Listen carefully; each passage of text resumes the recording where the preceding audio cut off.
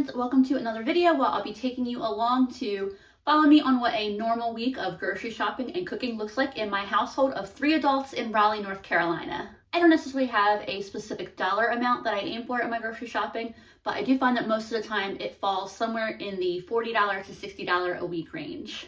And just a caveat that this is just a single snapshot of what 1 week in our lives looks like, so if it seems like we lean really heavily on one thing and really light on another, just know that our eating can change week to week, seasonally, things like that, depending on what we've got going on, how busy we are. And I do have a whole playlist of this style of videos, so I will link that at the end if you want to see more. That said, I'm going to get to the grocery store and do some shopping. I will be back shortly and show you what I got.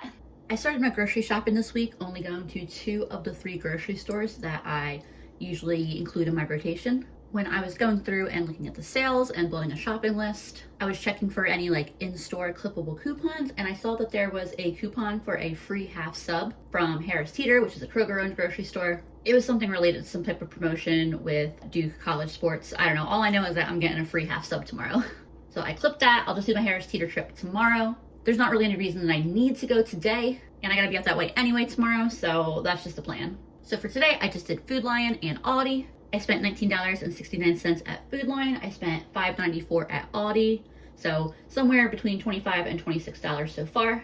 For the Food Lion part of my haul, I got a little bit of meat. I got a couple of marked down packages of bratwurst, $2.27 each. These are good for a couple days, but I'm gonna toss them in the freezer. We always boil and fry our brats anyway. So I might as well just stick them in the freezer right away just to keep them nice and fresh. And I'm probably not gonna use both of these in the next few days regardless. I also got a pork loin. Pork loin is on sale for $1.99 a pound this week, and whenever they are on sale for $1.99 a pound, I look for those manager special stickers because the discount is taken from the sale price. So rather than $1.99 a pound, these were $1.19 a pound. So it's a little over 2.5 pounds for $3.11. I've got a couple different ideas for what I'm gonna do with this. I may slice it in the pork chops, or I got a couple other ideas. We'll see what happens there.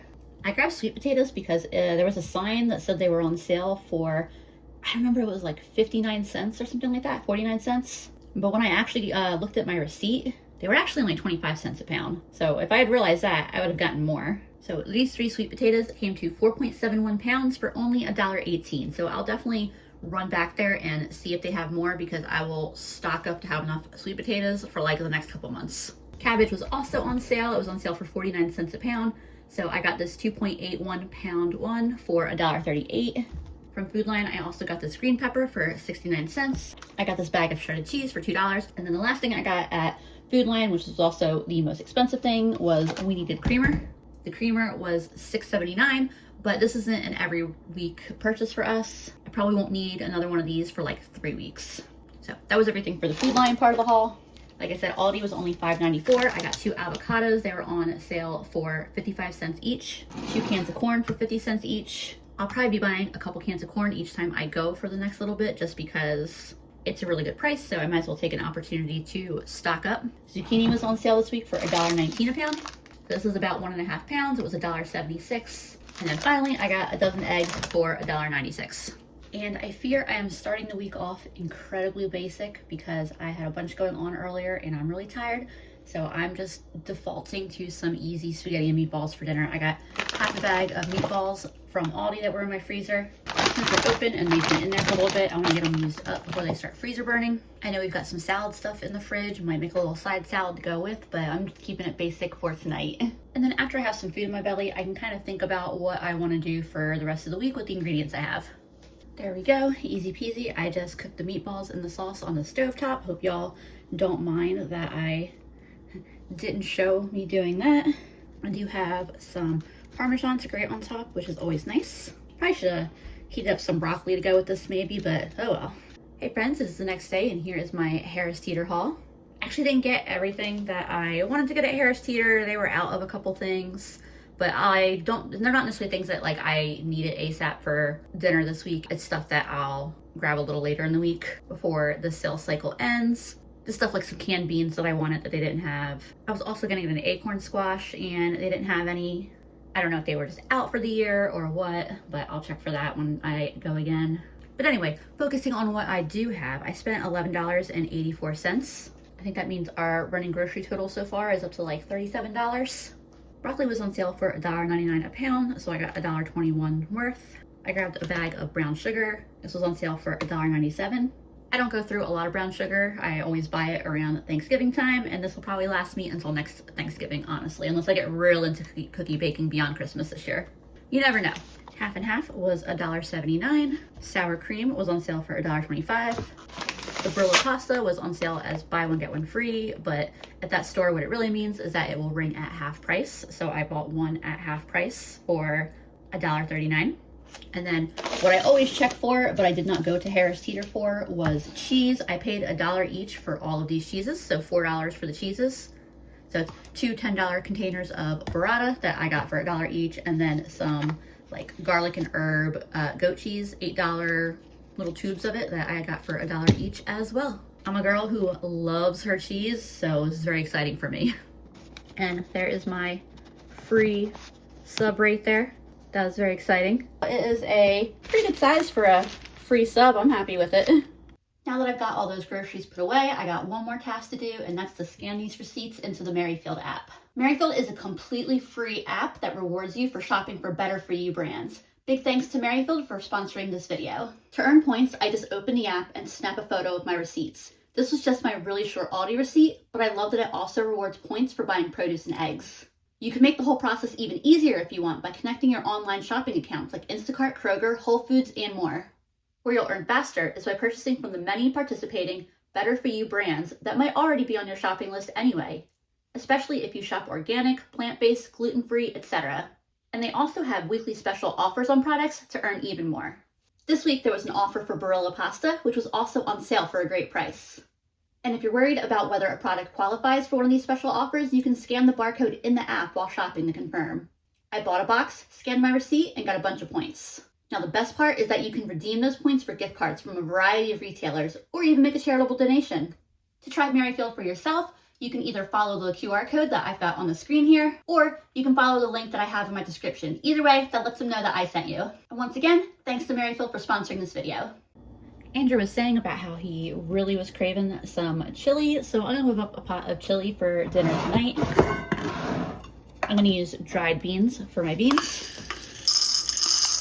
The Instant Pot means that it really doesn't take much time or effort to get them ready. And I'm gonna use both kidney beans and black beans. And I'm doing about like 3/4 of a cup of each. So it's about 1.5 cups of beans total. I'm gonna give these a rinse, make sure there's no rocks or any other foreign things that aren't beans in here.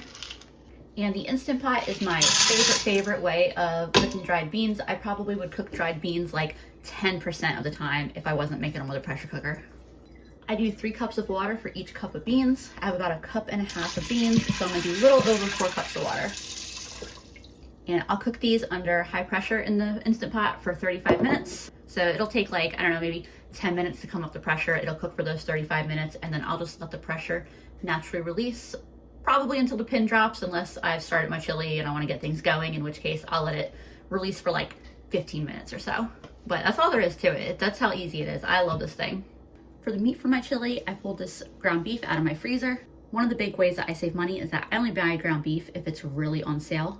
Usually I buy a bunch of it and I put it into quart bags. I'll put a pound of it in a quart bag and flatten it, and I've got a ton of those in my freezer downstairs.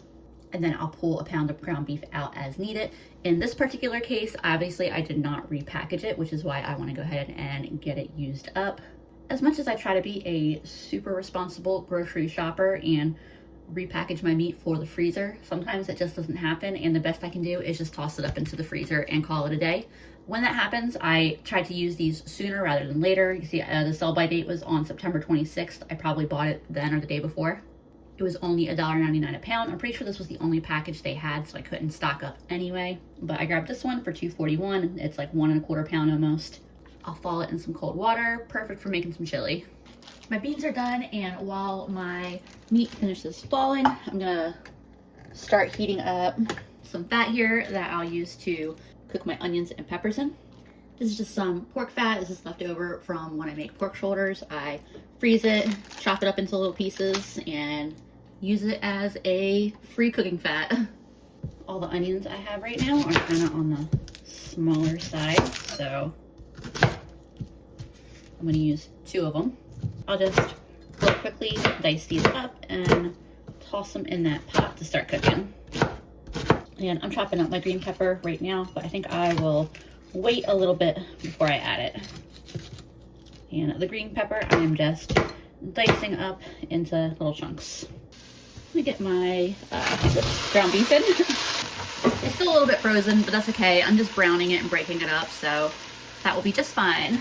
This is breaking apart nicely, easily. I'm gonna get some black pepper in there to cook with it, as well as some garlic powder.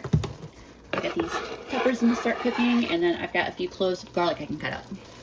I'm gonna get this garlic in here to cook with everything for a couple minutes, but now is an awkward time to realize that I don't have enough chili powder to make chili the way I usually do.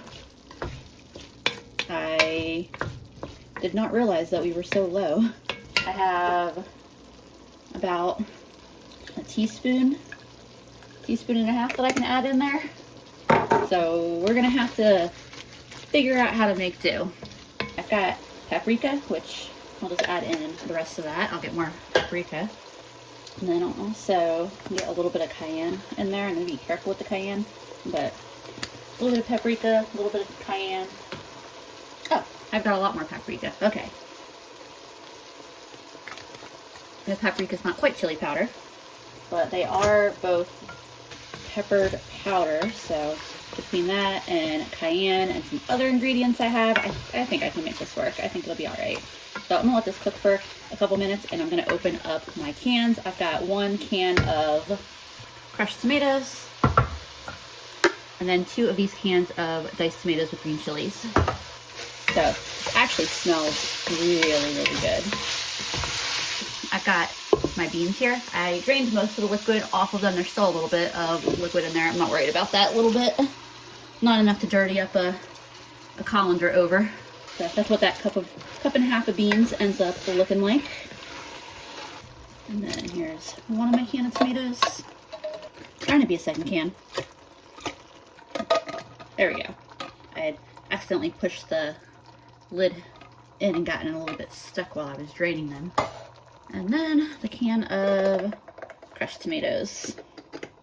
It's crushed tomatoes, but it's pretty dang close to just being tomato sauce.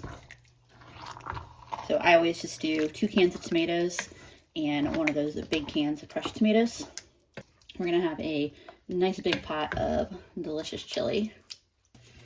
I'm also gonna throw in just a little bit of tomato bouillon, tomato and chicken bouillon, and a little bit of Worcestershire in there.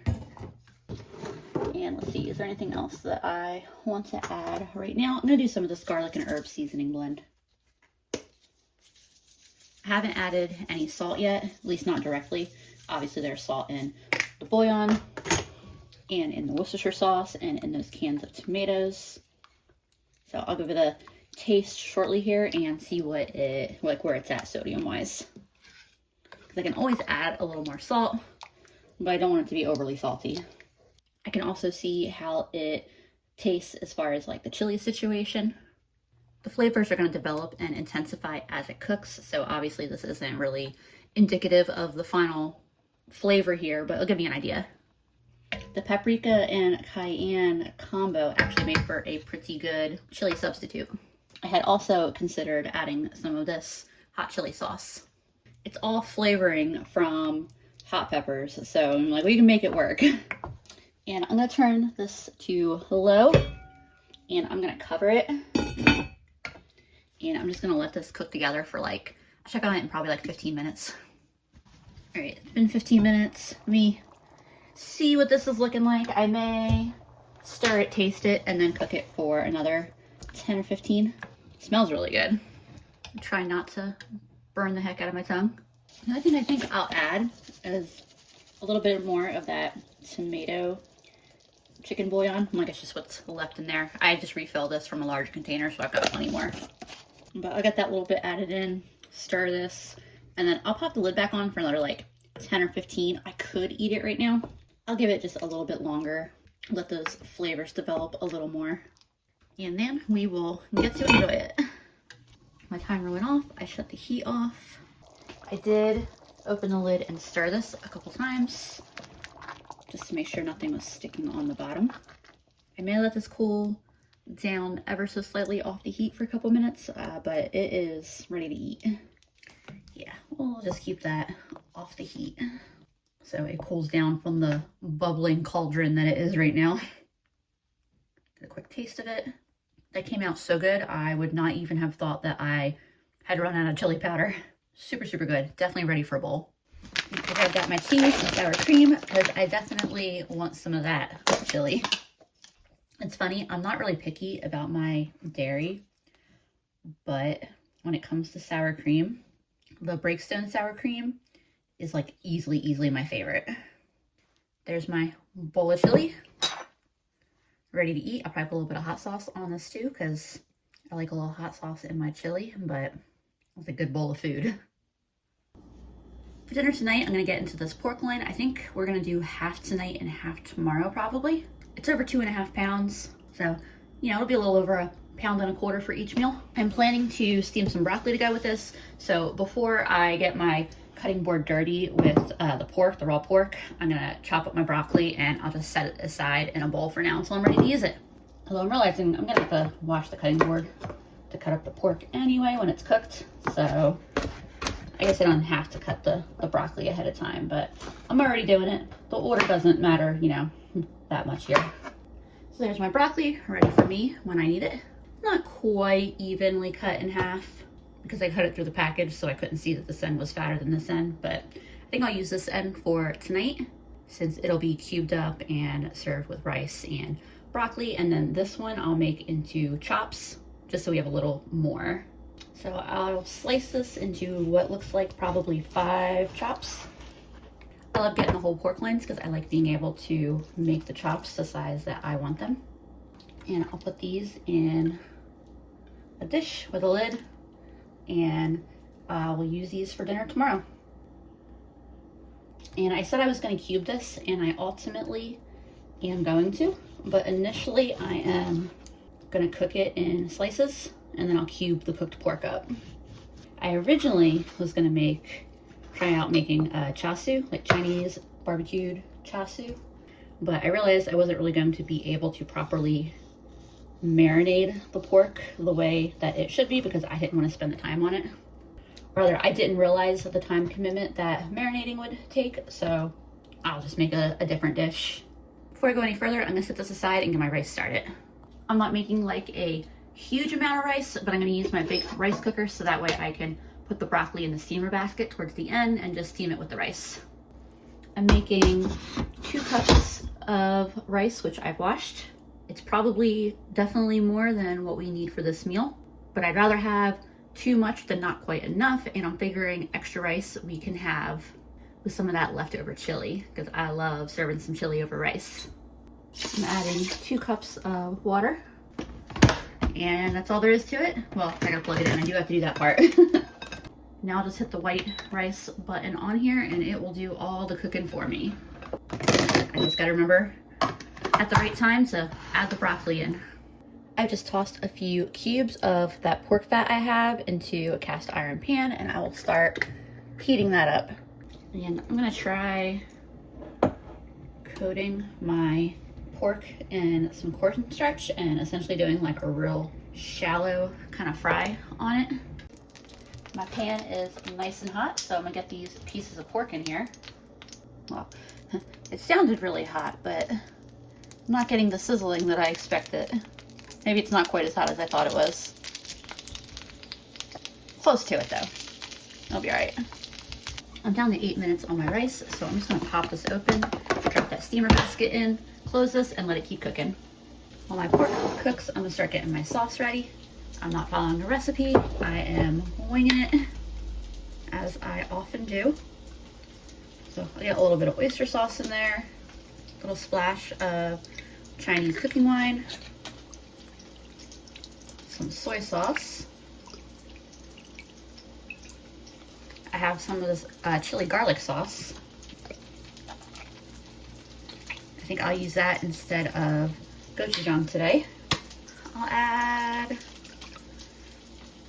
Just a little bit more water, like a little less than a half a cup of water. I'm gonna add some bouillon. I'm doing some beef bouillon, and then I'm gonna grate some ginger into it. I don't worry about peeling my ginger. I've never noticed a noticeable difference when it comes to peeling the ginger or leaving it on, so I leave it on because it's way easier. I'm realizing that cabbage I got would have been really good to go with this meal too, but that would have also taken longer to cook, just because I like to let cabbage saute for a really long time, so we'll use that with another meal. Oh yeah, one other thing I was gonna add some honey into this, because I would love for it to be kind of like a sticky sauce. It's just taking too long to pour out, so I grabbed a spoon that will fit into here. I believe it's technically a teaspoon. Like not a teaspoon as in a measuring spoon, but a teaspoon as in a spoon you would use for tea. And that honey will liquefy as soon as I get it in the hot pan in a little bit. So I'm not worried about trying to mix it in real well. These are now sizzling nicely. I'll give them a little flip. Maybe I'll move this one over here. Seems to be hotter on that end of the pan. I've got my cutting board nice clean. I'm gonna get a little bit of broccoli chopped up. There's what all that looks like cut up. There's my pork out of the pan. Some of it cooked better than the rest, but that's okay. I just was trying something different. I'll let it rest for a few minutes before I cube it. In any case, it's gonna be covered in a really delicious sauce. So even this piece here, which looks a little boring and under-seasoned and not as appetizing as it could, will be perfect in the end. I turn the heat down on my pan. I'm gonna let that go down a little bit before I add my sauce to it because I don't want it to burn. And I'm just gonna soak up a little bit of this extra fat with a paper towel. All the bits of fat and such from the pork, I'm gonna leave in there. And before I add the sauce, I'll add the garlic and I'll let that saute for a couple minutes. Make sure the garlic gets covered in that little bit of fat left in the pan so it doesn't burn. So it cooks nicely. I keep taking bites of what's in the pan here, so that's my sign to go ahead and get the sauce added before there is nothing left in the pan.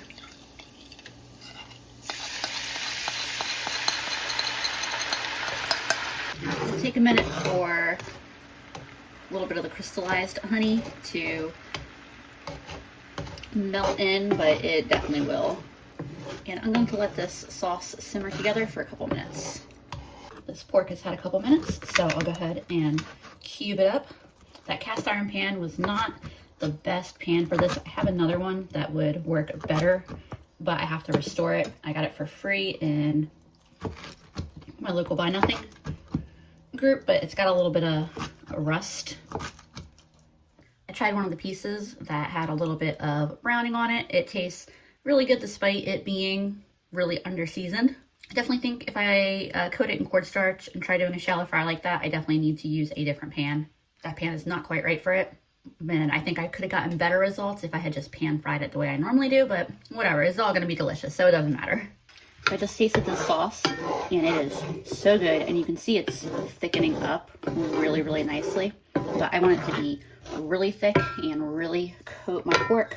So I'm just gonna add a little bit of the cornstarch slurry just to really make it like super sticky for the pork. I'll stir this so that way the cornstarch gets all incorporated, and then it just needs to cook for like a minute or two.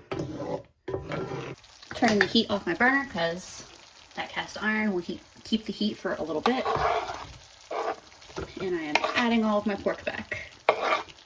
Get all the pork coated in the sauce, and then I can make a bowl.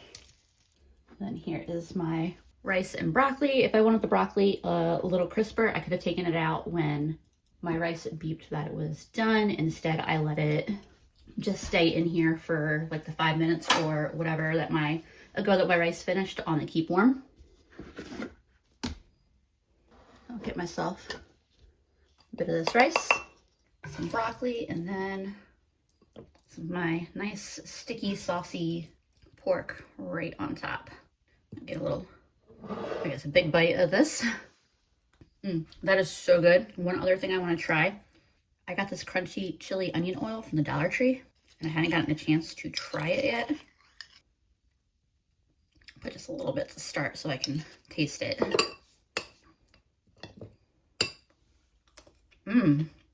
Okay, yeah, definitely crunchy onion. I really like that. I'm about to add a bunch more on here. So yeah, if you see this at the Dollar Tree, it is really good. So yeah, good dinner. Hey friends, happy Sunday. I did a little grocery haul today. I had to go today because my Friendsgiving is next weekend, so I had to buy a turkey today to make sure I had time to thaw. I went to a different Food Lion in Harris Teeter than I normally do. The Food Lion I technically like better because it tends to have better prices, but it's a little bit more of a pain to get to. It's right in the corner of a busy intersection. So a lot of times it's faster. It makes more sense to just go to the other one. But they have garam masala, which the other one that I normally go to does not sell. And then I went to stop at the other Harris Teeter. They're kind of the bougier one, but I figured they would have a better produce selection, which they did. But anyway, I spent about $19.12 at Food Lion on the grocery portion of my bill. The turkey I got for $5.23. It's an 18-pound turkey. So the way that the grocery store works is that it is that price with a $35 minimum purchase. So I had to spend an additional $35 outside of the turkey.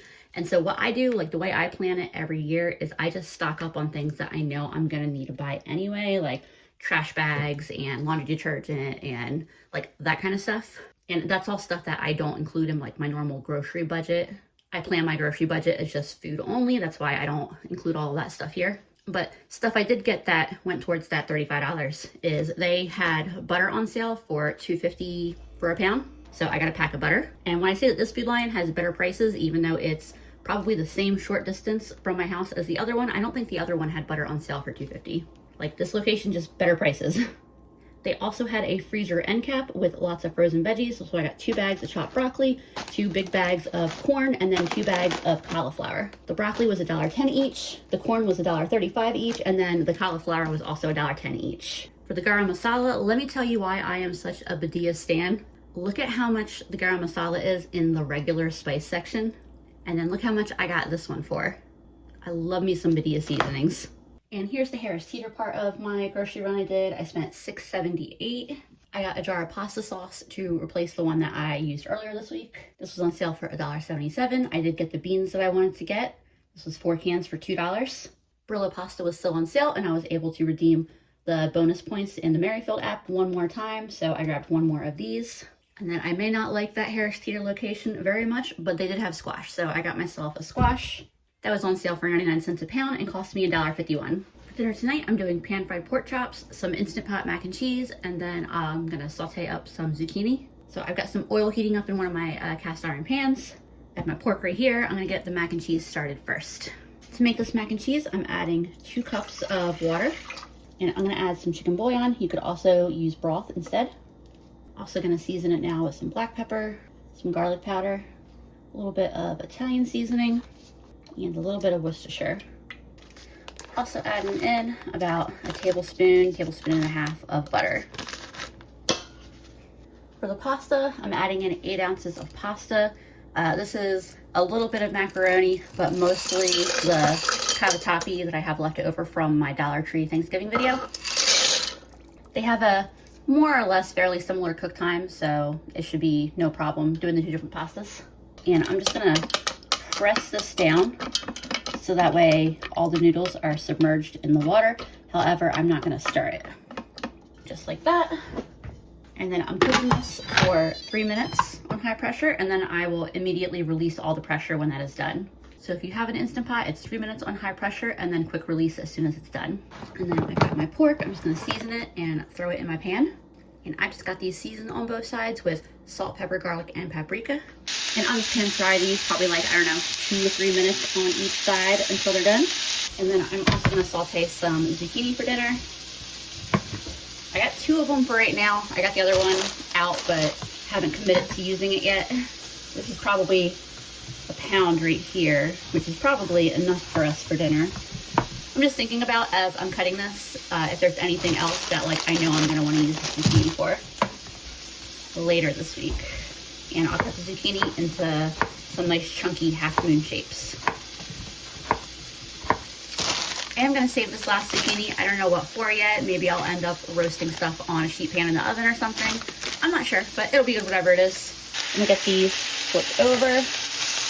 They're cooking up really, really nicely. This is why I was like, you know, a little bit disappointed in how the cornstarch coated ones came out. I'm sure that was just a skill issue on my behalf. I'm sure it'll turn out better next time. They were still really delicious though, and these are definitely gonna be good. So in terms of when to pull my pork chops, I do it by touch. And this is kind of something that, you know, I figured out as I cook them. But when in doubt, you can always use a meat thermometer. This one's a little thicker, so it needs a little longer. I'm also going to use this pan for my zucchini. So I'm adding just a little bit of water to kind of deglaze the pan. The seasonings and juices from the pork chop that got left on the pan, they're starting to kind of get to where they would want to burn. And I don't want that. I'll add just a little bit more oil in here. And then I'll get my zucchini in here. I'm going to hear my Instant Pot going off in the back. As soon as I get these zucchini situated, I will go release the pressure on the pressure cooker. I'm just going to quickly release the pressure by flipping the nozzle over.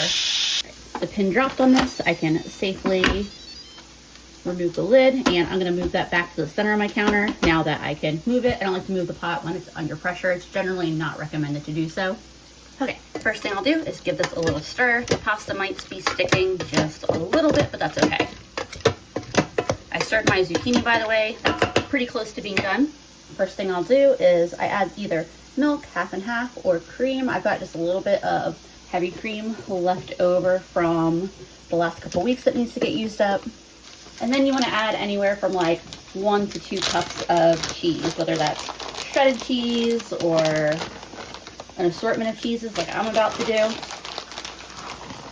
So I'll get some of that shredded cheese in there. And then I'm opening right now that burrata that I got for $1. So I'm gonna pop one of those right in there. Burrata is just mozzarella that is filled with cream and shredded mozzarella. And I found it makes a like really delicious creamy mac and cheese. I'm gonna stir this in, let it melt, and I'm also going to stir that zucchini real quick. The zucchini is just about done. I'll finish up with the macaroni real quick, and then I'll get some seasoning on here to get the heat off this. Actually, just went ahead and shut off the heat for the zucchini now. It can finish on the residual heat. I grabbed one of these Instant Pot clips that I have. So the mozzarella definitely makes it like a stringier mac and cheese. So if you don't like that, don't use mozzarella. I, however, have no problem with mozzarella in my mac and cheese. And then the other thing that I'm debating about adding is some of that goat cheese I got, because I got 2 of these for $1. But so this is a garlic and herb one, and so I'm kind of thinking about maybe throwing a little bit of that in there too. I don't know, we'll see. So I just tried this. It is really, really good. I'm gonna add a little bit of this goat cheese, not because I think it needs it, but because I just want to see how it turns out with it. So it probably was like 1.5 ounces of the goat cheese. And this is on the keep warm setting. So even though I'm adding all these cold ingredients, it'll stay warm and keep melting them in. So my zucchini looks absolutely great. I love a simple sauteed zucchini. I haven't actually seasoned it yet, but I'm gonna do that now. I like to wait to salt my zucchini until it's almost done, because the salt really kind of draws the moisture out of it. So I find it doesn't saute as nicely if you salt it too soon. So I'm just gonna salt, pepper, and garlic on it. Try a piece of it real quick. That's so good. Maybe I should have made that other zucchini, because I could eat this whole pan by myself. And then here's what my final dish looks like. That goat cheese and the mac and cheese, absolutely fantastic. Yeah, every part of this, just super delicious. Hey friends, I was debating back and forth about what I wanted to make for dinner tonight. I knew I wanted to use a pack of bratwurst. I pulled this pack out of the freezer. It's actually not one of the 2 that I just bought. It's an older one. It makes more sense for me to swap out a newer one for an older one, although I did spend the same price on it. But anyway, I thought about sauteing the rest of that cabbage and some onions and having it with that. I also thought about making some mashed potatoes and kind of doing like a little bit of a bangers and mash type situation. But I'm cold. My house is cold today. I think what I actually want to do is turn on the oven and make a sheet pan dinner. So I got one of those big old sweet potatoes that I got, some regular potatoes, I'll get all this chopped up first and then figure out what else I want to add. I'm just chopping my sweet potato into some nice chunky cubey kind of shapes. And the same also goes for my Yukon Golds here. Just cutting them into nice chunky pieces. I have more potatoes if I want them, but I think that this is probably good for now. I'm gonna get some oil in these, as well as some salt, some pepper, a nice little helping of this garlic and herb seasoning blend. And let's just toss just a little bit of cayenne in there. I'm gonna toss this all together in this bowl. I probably could have grabbed a slightly bigger bowl, but I'll make it work. And then I'm gonna dump it onto this sheet pan that I've got right over here. I've also got about half a bag of carrots here that I'll roast as well. And I'll get those oiled and salt and peppered. Adding my carrots on here too. And then I'm gonna get this into the oven. I have my oven at 425 right now. And this tray with the potatoes and carrots will cook for like 40-45 minutes. I'm gonna be throwing a second tray of veggies in the oven that take less time to cook than the potatoes and carrots do. And the brats will go on that tray with those quicker cooking veggies. And I am going to boil the brats first. Most sheet pan brat recipes call for you to cook the thawed brats for 40 to 45 minutes. So we'll boil them and they'll go in our second tray that's gonna go in for like 20 minutes. My water's boiling, so I'll get my brats in there. I grabbed one of my bags of frozen cauliflower that I had just gotten. I would have liked to have done broccoli, but I forgot that the broccoli I got is the chopped broccoli and not like the florets, so I don't think it would roast very well. But I do think that it's gonna be great for putting some in like rice dishes and stuff. Like I could do like a cheesy broccoli rice right in my rice cooker, I bet. Pierogi or gnocchi would probably be really good. Toss on the sheet pan. But I don't currently have any, and I was not in the mood to make fresh pasta today. I am also quickly prepping that other zucchini. Just do nice chunks like that. And then I've got these sweet peppers that got pushed to the back of the fridge, and I guarantee no one will eat them unless I cook them. So it is not much, but they're going on the pan. I don't even know if I'm gonna slice them in half, or I might just put them on like this because I don't like my peppers to get too roasted. Maybe I'll do this one in half since it's a little bigger. Included in the very, very random odds and ends are these tomatoes. They're not molding. They are kind of drying out and looking less appetizing. I'm gonna throw them in there as well. I figure roasting them is going to bring them back to life a bit. I don't know if you noticed, but I'm very much using this as an opportunity to clean odds and ends out of my fridge and counters. My Friendsgiving is this weekend, and I want to keep my fridge as clean and spacious as possible. My shopping for next week is going to look pretty different too, because I think I'm probably just going to stretch things I already have for dinner for the rest of the week. And then Thursday, I'll just go shopping for whatever I need for the things that I'm going to prepare for Saturday. And then we'll be eating leftovers for several days after that. Plus I have another video that I'm trying to squeeze in somewhere there. So yeah, shopping will look a little bit different this upcoming week. It's funny, the cauliflower is so like uniformly cut. I feel like I'm tossing ice cubes around this. I'm fishing my sausages out. I could just dump them directly onto the sheet pan and roast them whole, but I'm feeling like I want to cut them into slices. I'm gonna let these cool for a minute or two before I start cutting into them. I'm not sure if they are fully cooked in the middle, but that's okay. If they're not fully cooked, they'll fully cook as they're roasting in the oven. I can touch these without burning myself now. So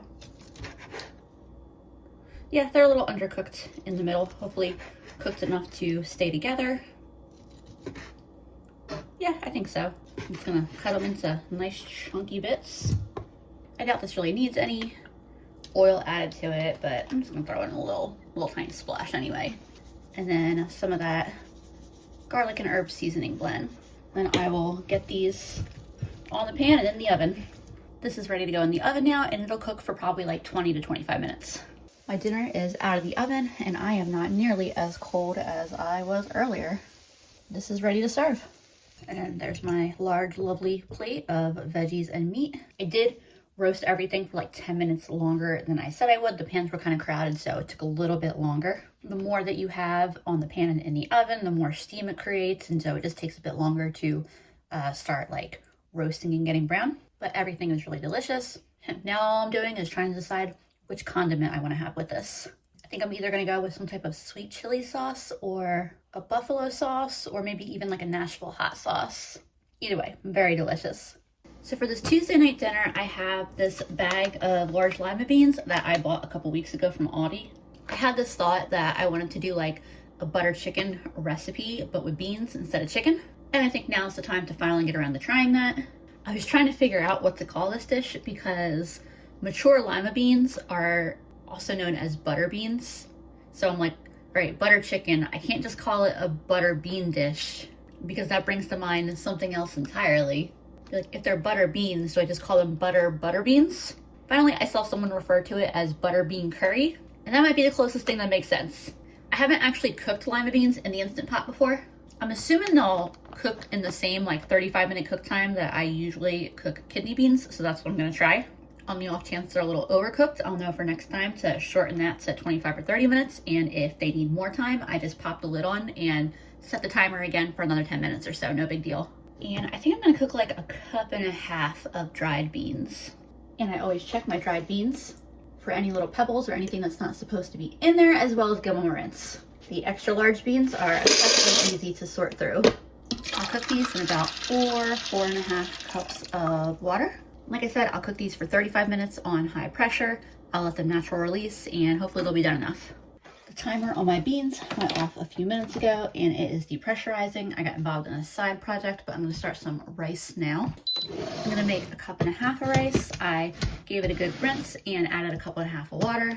I'll get that started. Rice cooker will do all the work for me, so that aspect is hands off. I've got my little pot back here heating up with some oil. I'll dice up a couple onions really quick, and I'll let this onion cook for just a few minutes before I add my ginger and garlic. It'd probably go a good bit faster if I had chosen a pot with a larger surface area, but oh well. I'm just doing a big old glob of the garlic. I have some fresh garlic, but I want to get this out of my fridge because it's almost empty and taking up room. Also grating up a bunch of ginger. It's kind of a weird texture because I accidentally put it into the fridge instead of the freezer. So I'm just gonna do my best here. I'm gonna blend the sauce anyway, so as long as I can get it more or less ground up here. Ginger definitely got just a little bit weird after being able to thaw and sit in the fridge for a couple days. Let that cook all together here for just a minute or so, and then I'll get some seasonings added in.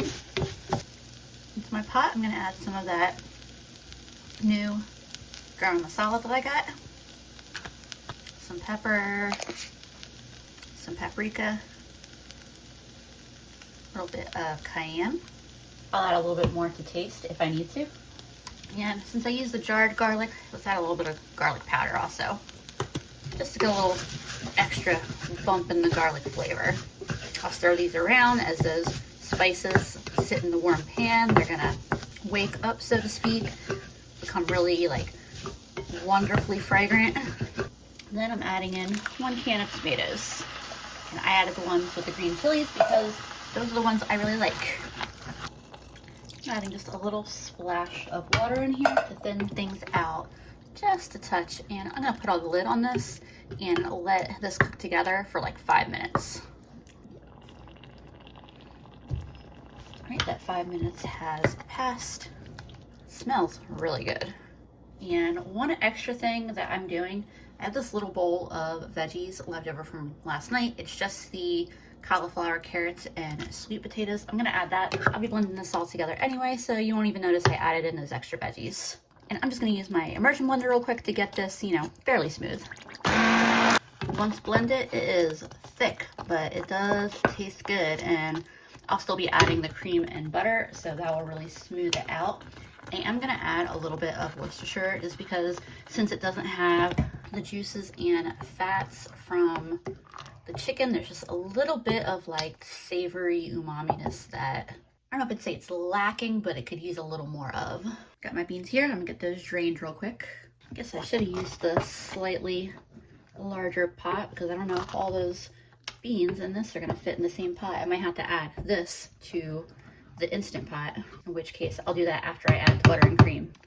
I'll get like 3 tablespoons of butter in here. It's a good bit of butter, but not as bad as the recipes I've seen that call for a whole stick. And we'll get enough servings out of this that it's less than a tablespoon of butter per person. And I'm not even gonna embarrass myself talking about how much butter I could go through at like a restaurant with good bread and butter.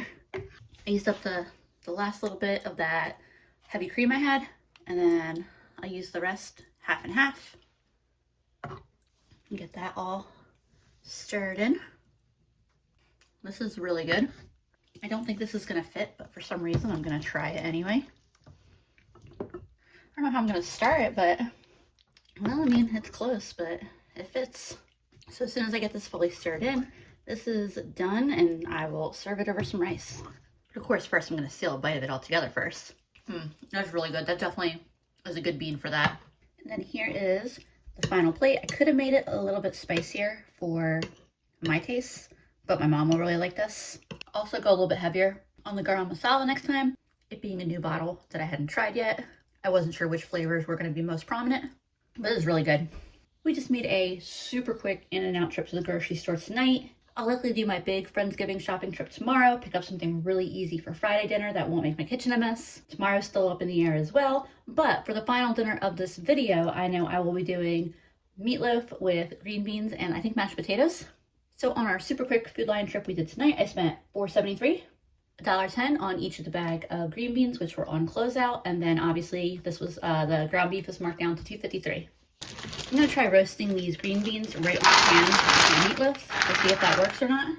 So normally I cook my meatloaf at 375. I'm gonna try cooking it at 400 because I think the green beans could use a slightly hotter temperature. And it's not gonna hurt the meatloaf to cook it at a little bit of a hot temperature. But we'll season these with some salt, pepper, and some garlic powder. Toss all this together right in the pan. And the meatloaf will go right in the middle here. Meatloaf, I got a bowl. Drop my meat in. This was a little under a pound. It was like 0.8 something. I'll put 2 eggs in here. And then I have a box of stuffing mix. I don't even know what brand this is. It's not Aldi, and I don't think this is Dollar Tree, but it was in my cabinet, so I must have picked it up at some point. I need to go ahead and stock up while the box stuffing is cheap at Aldi. I use the big bags of stuffing mix for my actual Thanksgiving, Friendsgiving stuffing. But I do like to stock up on these stuffing mixes while they're cheap, and especially after Thanksgiving when they start like getting marked down if I can catch them. Adding about a cup of water. And then I've got this habanero tomato ketchup. And it is pretty spicy. I got it marked down at Aldi. And I usually do a little less than half a cup. Next is some seasonings. I don't add any salt because that stuffing has plenty of sodium, as well as the ketchup. But I am adding pepper and some of this garlic and herb seasoning blend. And let's get some onion powder in there too. I was gonna add some lentils. These are left over from when I did the Dollar Tree Thanksgiving video. I tossed them in the freezer.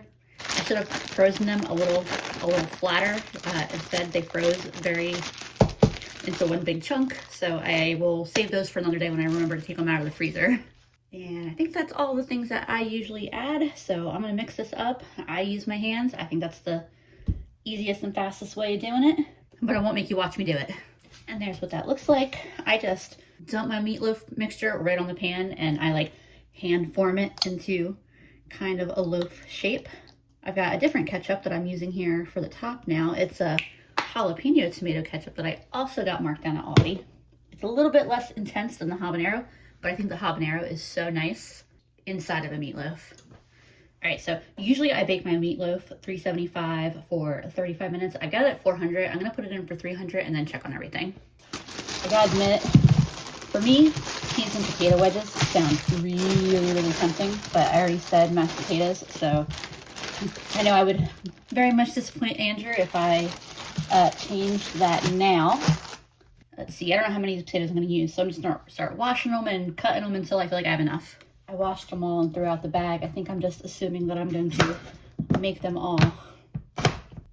Too much mashed potatoes doesn't exist in my world anyway. I'll be preparing these in my Instant Pot, so I'm just adding a cup of water. And I'll cook these for 5 minutes.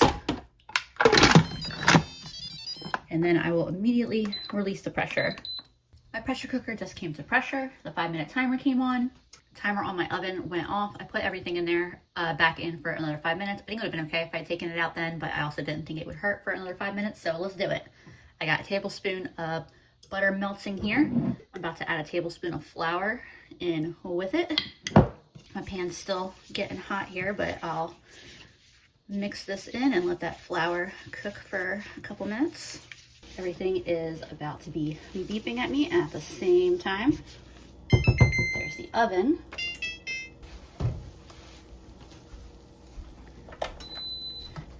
And then there's the pressure cooker. And like I said, I will immediately release that pressure.